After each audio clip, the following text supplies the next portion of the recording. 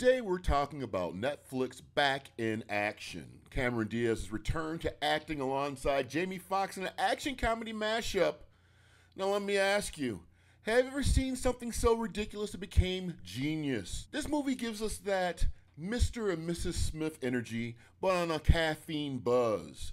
You're about to hear all the good, the bad, and the glorious absurd, so buckle up because this review is coming in hot. And fun fact, this movie made my honorable mention list of my top 10 most anticipated movies of 2025. If you haven't seen that video yet, I'd appreciate it if you checked it out after this review. This movie follows Emily and Matt, two retired CIA spies trying to live a normal life with their two kids, Alice and Leo. When their secret identities are exposed, they're dragged back into the world of espionage, complete with car chases, covert missions, and of course, assassins lurking around every corner. While the world's safety hangs in the balance, the movie really zeroes in on the family dynamic. How far parents will go to protect their kids and how that spy gene might just run in the family. First off, the action. Over the top? Absolutely. Believable? Not even close. But do I care? I do not give a shit. This is a movie that knows it's ridiculous and leans on it all the way, which makes it a perfect popcorn flick.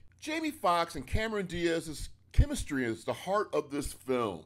Whether they're throwing punches or exchanging witty banter, they sell the whole us against the world vibe. It's that ride or die energy, whether as lovers, spies, or parents. Speaking of the kids, Alice and Leo were a standout surprise. Watching these two realize their parents aren't just boring PTA regulars, but legit badasses was pretty damn cool.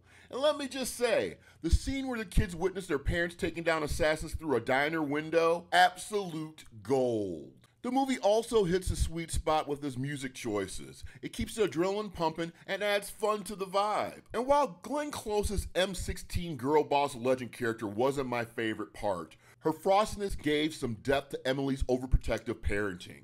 Now let's be real, this movie borrows a lot.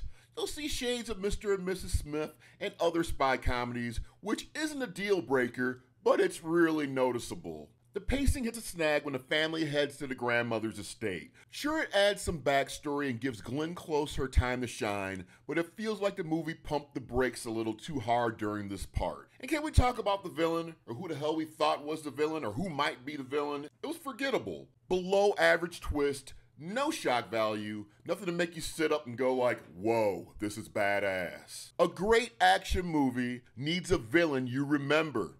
This one just didn't deliver. I'm giving Back in Action a solid 7 out of 10. It's not trying to win an Oscar, but it's definitely one of Netflix's better offerings. If you're bored and need something fun, this one's worth the watch. It's action-packed, it's funny, and it has enough heart to keep you invested. Have you watched Back in Action yet? Let me know your favorite moments in the comments below. And if you're digging this vibe, make sure you hit the like button, go ahead and click that subscribe, and turn on the notifications for more reviews coming your way. And don't forget, check out my top 10 most anticipated movies of 2025 video right after this one. I'd love to hear what's on your list too. This is Troy Hill Talks. My name is Troy Hill, and I'll see you next time. Take care.